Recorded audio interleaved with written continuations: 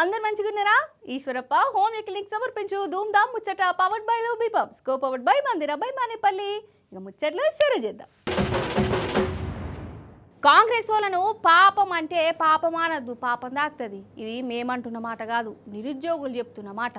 సర్కారు నౌకర్ల కోసం చూసేటోళ్ళ కాడికి పోయి రేవంత్ సార్ గురించి అడుగురి గంతే. ఇక వాళ్ళు చెప్తారు ఎంత మోసమైందో, ఎంత గోసపడవలసి వస్తుందో అని. అంతేందుకు, మొన్నటికి మొన్న మన చిన్న ముఖ్యమంత్రి బట్టి విక్రమార్క సారు నియోజకవర్గంలో ఒక నిరుద్యోగి బల్మిటికి పానం తీసుకుందామని చూసిండు కదా. ఇప్పుడు దవాఖాన్లు ఉన్నాడు. మరి ఆ పిల్లగాడు ఎట్టున్నాడు, అసలు ఎందుకు గట్ల చేసిండు, పారి అరుచుకుందాం. గీననే వేణు రేవంత్ సర్కార్ మోసం చేసిందని జీవి తీసుకుందాం అనుకున్నాడు, మందు తాగిండు. ఈ కుటుంబం అదృష్టం పానాలతోని బయటపడ్డాడు. ఇక ఈ వేణన్న గురించి నిరుద్యోగులు తండ్రాట మీద మన కేటీఆర్ సారు రేవంత్ సర్కార్ను గట్టిగానే అరుచుకున్నాడు కదా. ఇక దవాఖానలో ఉన్న వేణుకు కూడా ఫోన్ చేసి మంచి చెడ్డ అరుచుకున్నాడు. ధైర్యం ఇచ్చిండు. ఆగో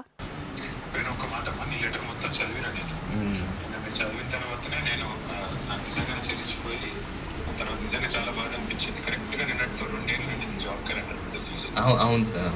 అందుకే నిన్న ప్రెస్ మీట్ పెట్టి కార్డుగా మా వేణు రాసి సూసైడ్ నోట్ కాదు, ప్రభుత్వం మీద ఛార్జ్ షీట్ అని చెప్పి గట్టిగా మాట్లాడినా. నా రిక్వెస్ట్ అలా ఒకటే, బతుకుండి పోరాడాలి కానీ చచ్చిపోయి సాధించేది ఏం లేదు.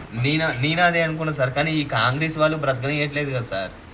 ఏం కాదు, అందరం ఉన్నాం కదా, నీకు అండగా ఉంటాం. ఇంటికి వెళ్ళిన తర్వాత నేను ఖమ్మం వస్తాను, ఖమ్మంలో కలుసుకుందాం. తప్పకుండా నువ్వు అన్నట్టుగా జాబ్ క్యాలెండర్ కోసం వీళ్ళు ఇచ్చిన హామీలు అమలు చేసి దానికి పోరాడే దానిలో మేము మీకంటూ అడుగు ముందు ఉంటాం, మీ అందరికి అండగా నిలబడతాం. ఆ విషయంలో కన్ఫ్యూజన్ అవుతుంది. రెండవది, నేను నీకు మాటిస్తున్నా, నీ నోటు నీ సూసైడ్ నోట్ ఏదైతుందో దానికి ఖచ్చితంగా అది మళ్ళీ అందరికి, తెలంగాణ యూత్ అందరికి లాభం జరిగేదాకా నీ తరపున మొత్తం పార్టీ బీఆర్ఎస్ పార్టీ కొట్లాడుతుంది, నీతో పాటు ఉంటుంది. మనం ఖచ్చితంగా మళ్ళీ గవర్నమెంట్లోకి వస్తాం. గవర్నమెంట్లోకి వచ్చాక కూడా మీతో పాటు మీ నోట్ ఆధారం చేసుకుని రేపు రోజున యూత్ న్యాయం చేసే బాధ్యత నాది. రామన్నతోని మాట్లాడినాక వేణన్నకు కొండంత బలమాచ్చినట్టు అయిందోలా. బీఆర్ఎస్ సైన్యం నిరుద్యోగుల దిక్కు నిలబడ్డందుకు ఆయననే శనార్థులు చెప్పిండు. ఇది ఒక్క వేణన్న బాధ కాదు, ఈయన ఒక్కని తండాట కాదు, తెలంగాణలో ఉన్న నిరుద్యోగులందరిది గిదే గోస, గిదే అవస్థ. అందుకే ఏడాదికి 2 లక్షల నౌకర్లని చెప్పి మోసం చేసిన కాంగ్రెస్ వాళ్ళకు బుద్ధి చెప్పి తీర్థమని అంటారు. ఎలక్షన్లకు ముందు నిరుద్యోగుల కాడికి వచ్చి షాయి దాక్కుంటా ఎన్నో ముచ్చట్లు చెప్పి ఓట్లు దండుకున్న రాహుల్ బాబు, ప్రియాంకక్క మాత్రం ఇప్పుడు ఎందుకో మాట్లాడతలేరు. ఏమే అంటే ఓట్లు వచ్చేదాకా ఓడమల్లన్న, ఒడ్డెంకినాక బోడమల్లన్నయ్యరా నిరుద్యోగులు. గిట్లనే కూపానికి వస్తురలా. ఇప్పుడు తమిళనాడు రాజకీయ ముచ్చట చెప్పుకుందాం. ఏమంటే హీరో విజయ్ తమిళనాడుకు ముఖ్యమంత్రి అయిండో అద్వరసంది. ఆడ పాలన కూడా సినిమాలో చూపించినట్టే నడుస్తుందట కదా. అంటే సీఎం విజయ్ గట్ల దూసుకుపోతుండట. అయితే ఇప్పుడు ఈ దూసుకుపోవుడు అరెస్టులు దాకా పోయింది. ప్రతిపక్ష లీడర్ను అక్కడ పోలీసులు అరెస్టులు చేస్తే ఇప్పుడు పెద్దలు అవుతున్నది. అసలు ఎందుకు అరెస్టు చేసిరు, ఏమైంది, అరుచుకుందని రారి. గీనే మీకెరికే ఉండాలి. ఉదయనిధి స్టాలిన్ తమిళనాడు మాజీ ముఖ్యమంత్రి స్టాలిన్ సార్ కొడుకు. ఇప్పుడు ప్రతిపక్షంలో ఉన్నాడు. ఏమంటే విజయ్ ముఖ్యమంత్రి అయినో అద్వర్సంది ఆయన మీదే చిట అంటనే ఉన్నాడు కదా. ఇప్పుడు అరెస్ట్ అయిండు, బెయిల్ వచ్చి విడుదల కూడా చేసిరనుకో. అయితే ఉదయనిధి స్టాలిన్ గా కావేరీ నీళ్ళ గురించి ఒక మీటింగ్ పెట్టిండుల్లా. ఈ కావేరీ నీళ్ళ మీద తమిళనాడుకును కర్ణాటకకు వెనకటి సంది పంచాయతీలు నడుస్తున్నాయి. అయితే కావేరీ నీళ్లు కర్ణాటక ఎత్తుకోబోతుంది, తమిళనాడుకు విడుదల చేస్తలేరు. మన సీఎం విజయ్ సార్కు మన నీళ్ళ మీద రందే లేదు అని అన్నాడు. ఇక ఇట్లా నీళ్ళ మీద రంది లేదు అనుడితోటే కింద కూర్చున్నోళ్ళు త్రిష అన్నారు. అంటే త్రిష మీద విజయ్కు రాందున్నది కానీ రాష్ట్రం మీద లేదని అర్థం వచ్చే తీర్లా స్పీచ్ నడిచిందట. ఇక ఇదే టీవీకే పార్టీలకు కోపం వచ్చింది, పోలీస్ కేసు పెట్టిరు, పోలీసులు అరెస్ట్ కూడా చేసిరు. అటు ఇంకా స్టేషన్ బెయిల్ కూడా వచ్చింది.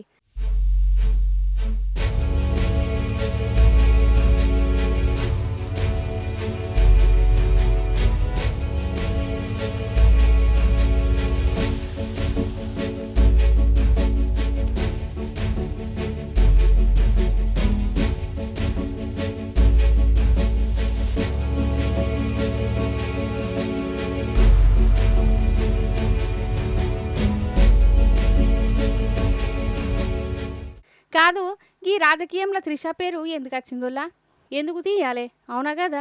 ఉదయనిధి స్టాలిన్ అనలే, కింద ఉన్నోళ్ళు అన్నారు. మరి ఈయన కూడా గట్లా అనద్దు, మన కొట్లాట ప్రభుత్వం మీదనే కానీ హీరోయిన్ల మీద కాదని అనేది ఉండే. ఈనాన్లే నవ్వుకుంటే స్పీచ్ ఇచ్చిండు, పోలీస్ టౌన్ దాకా పొయ్యి వచ్చిండు. ఏమంటే ఈ విజయ్ రాజకీయంలోకి వచ్చిండు అప్పటి సంది త్రిష పేరు కూడా మారు మోగుతూనే ఉన్నదోళ్ళ.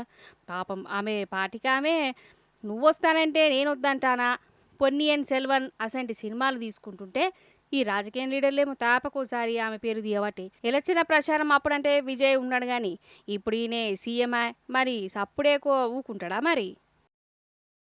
ఇంతకు మన సెంటర్ మినిస్టర్ నితిన్ గడ్కరీ సార్కు నిద్ర పడుతున్నదా?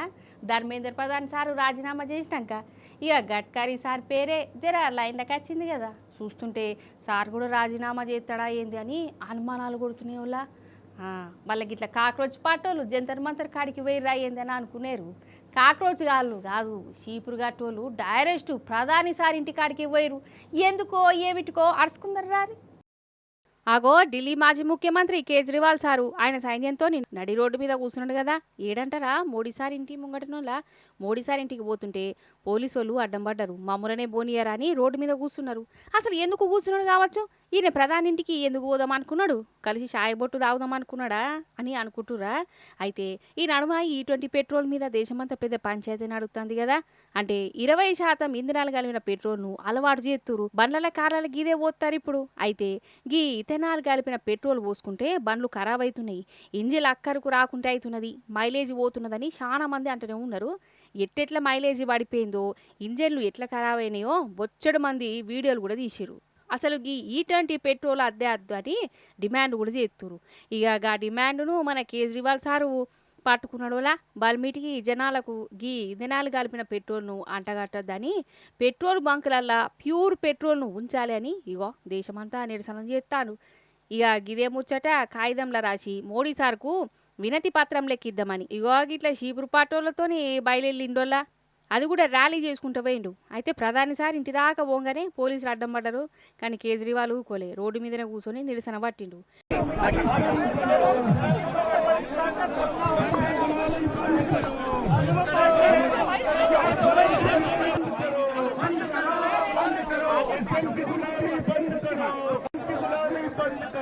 बंद करो बंद करो इथेनॉल खरीदना बंद करो बंद करो बंद करो इथेनॉल खरीदना बंद करो बंद करो बंद करो पेट्रोल चोर कहाँ मिलेंगे बीजेपी के दफ्तर में तेल चोर बंद करो पेट्रोल चोरी बंद करो बंद करो बंद करो.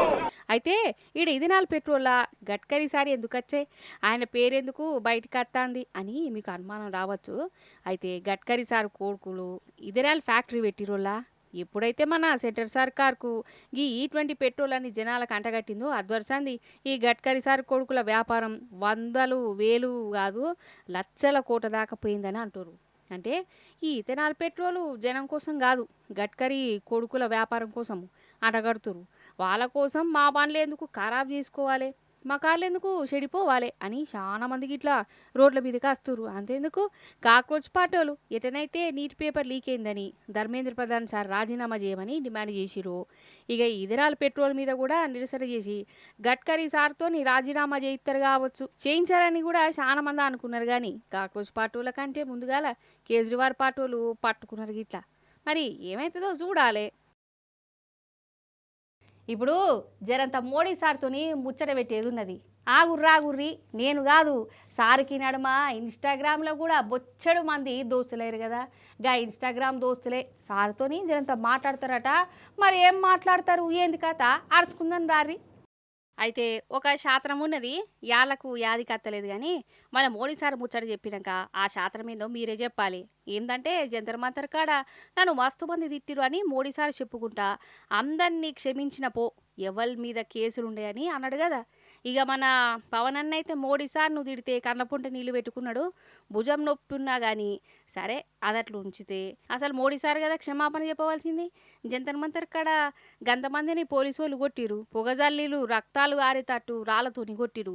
వాళ్ళకు మోడీ సారు సారీ చెప్పాలి కానీ నన్ను క్షమించురి గటా చేయకపోతుండే అనాలి కానీ క్షమాపణ చెప్పవలసిన వాళ్ళే క్షమించినా పో అని ఉల్టానుడేది. చాలా మంది సార్ను బనాయించిరు, మళ్ళీ ఇన్స్టాగ్రామ్లో కోపానికి కూడా వచ్చిరు. అయితే 14 ఏళ్ళ ఒక బుజ్జి మోడీ సార్ను జంతర్ మంతర్ కాడ తెలివి లేకుండా ఇష్టం వచ్చిన తీరులా తిట్టిందట.